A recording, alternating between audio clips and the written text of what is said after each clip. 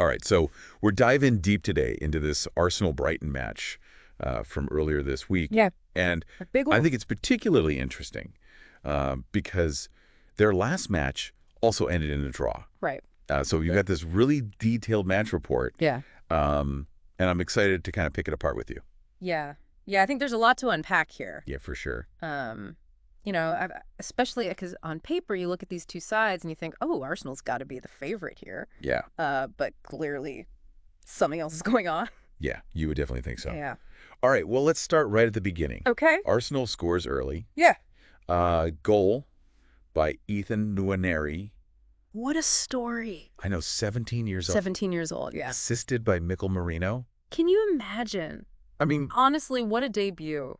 oh my gosh, if that were me, I would just retire right there. I think I would just walk off the field mic drop. I'm done. I've peaked. I've done it. Nothing else. Yeah, what a moment. Yeah, I mean, that's got to be one of the youngest goal scorers in Premier League history. Yeah, you think? I'm pretty sure. Yeah, pretty crazy. It's amazing, and it really shows you, too, Arsenal's not afraid to put faith in young players. Yeah.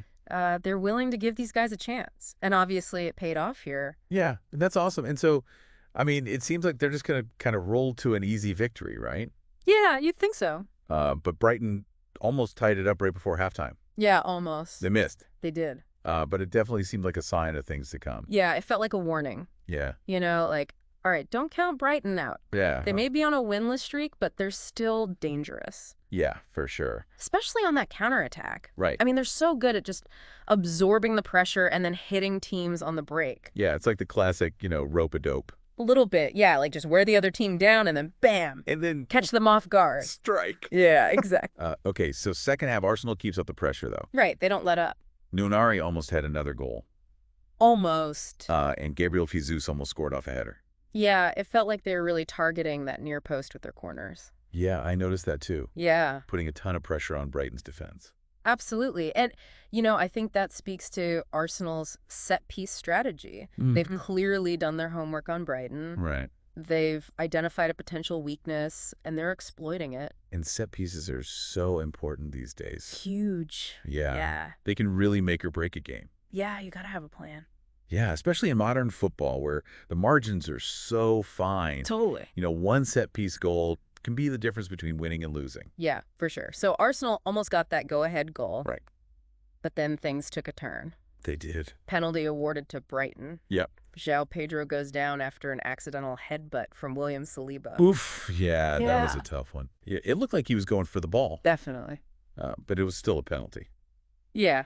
You can't really argue with the call. Yeah, you can't headbutt somebody. Right, even if it's an accident. Exactly. And it's just one of those things where the letter of the law sometimes clashes with the spirit of the game. Yeah. Saliba clearly wasn't trying to hurt Pedro. Yeah, definitely not. But at the end of the day, a foul's a foul, and the referee has to make the call. Yeah, that's the tough part about being a ref. For sure.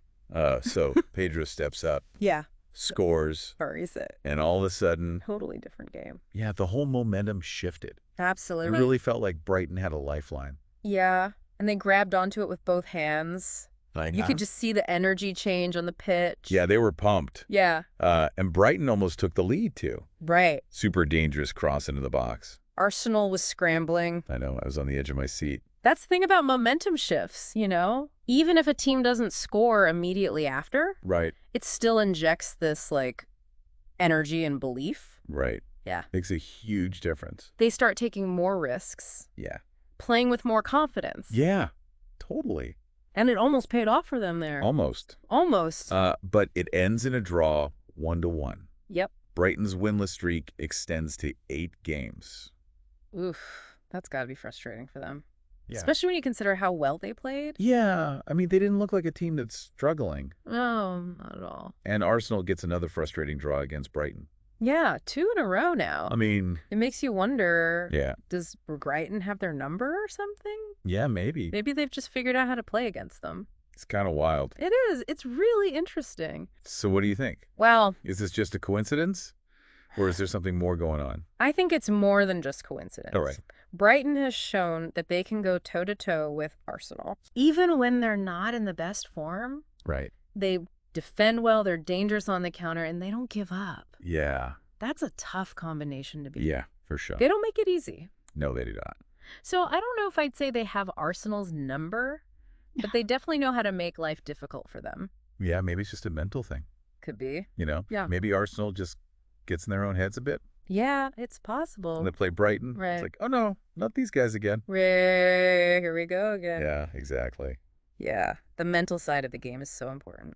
So true. And it makes you think about the power of momentum, too. Yeah, it's huge. Like we talked about earlier, Brighton was really struggling. Right. But then that penalty Yeah. changed everything. Absolutely. So can a team that's struggling to win still pose a serious threat?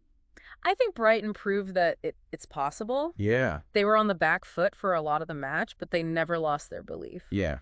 And when they got that opportunity, they took it.